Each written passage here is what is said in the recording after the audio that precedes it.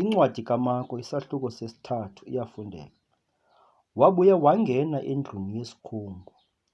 Kwaye kukho apho umntu onesandla esomileyo. Baye bemlalele ukuba womphilisa na ngeSabatha, ukuba bammangalele. Athi kulo mntu unesandla esomileyo, "Phakama uze phakathi uthi kubo, akuvumelekile ngeSabatha ukwenza okulungileyo, kukwenza okubi, kusini na? Kukusindisa, kukubulala, kusini na?" Ke bahlala bathi tu.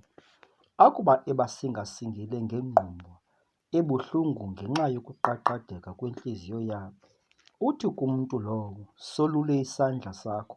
Wasolula, sabuya saphila ke isandla sakhe saba njengesinye. Baphuma abaFarisi benza kwa oko ibhunga namaHerode ngaye ukuba bamtshabalalise. Wemka uYesu nabafundi bakhe waya elwandle. Yamlandela inkitha eninzi ivela kwelaseGalili nelakwaYuda naseYerusalem nakwa-Edomu naphesheya kweYordani, nabo bangaseTire nabaseSidoni. Inkitha eninzi bathi bakuva izinto ezinkulu ebezenza beza kuye.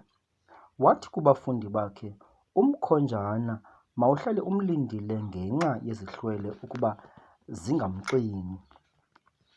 Kuba waphilisa abaninzi ngokukude bathi ngongaphezu kwakhe ukuze bamchukumise bonke abanezibetho nabanomoya abangcolileyo, babesithi xa sukuba bembona bawe phantsi kuye, bakhale besithi, "Unguye wena uNyana kaThixo."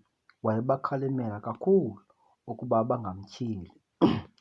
Athi ke enyuke intaba, abizele kuye abo ebebathanda ukubabizela kuye, besuka beza kuye, wadala bali-12 ukuze babe naye nokuze abathume kuyokuvakalisa ubukumkani bukaThixo, babe negunya lokuphilisa izifo nelokukhupha iidimoni.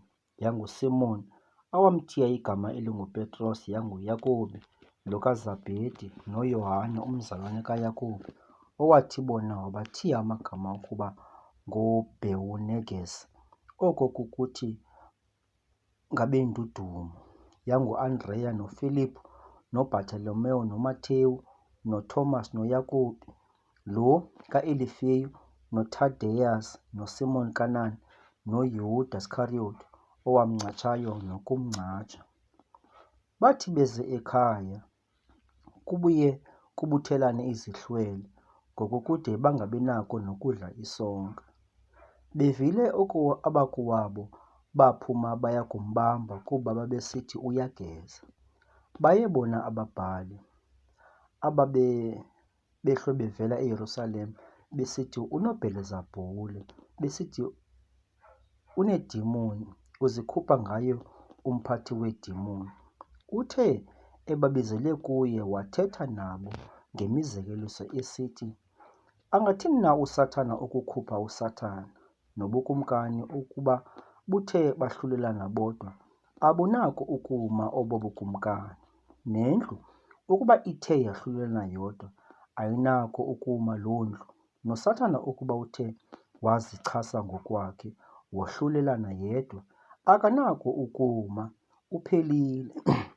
Akukho unako ukuthi impahla yegorha angene endlwini yayo ayiphange, ukuba akathanga tanci alibophe igorha elo, andule ukuyiphanga indlu yayo.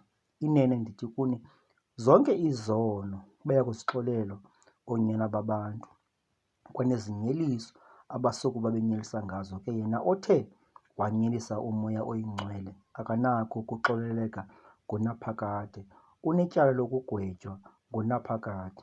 Watsho kubo okokuthi kuba besithi unomoya ongcolileyo. Bafika ke kwelokuba abazalwane bakhe nonina bathi bemi ngaphandle, bathumela kuye kumbiza. Zaye izihlwele zihleli zimphahlile. Bathi kuye, "Nanku unyoko nabazalwane bakho bengaphandle bekufuna." Wabaphendula esithi, "Ngubani na uma? Ngoobani na abazalwane bam?"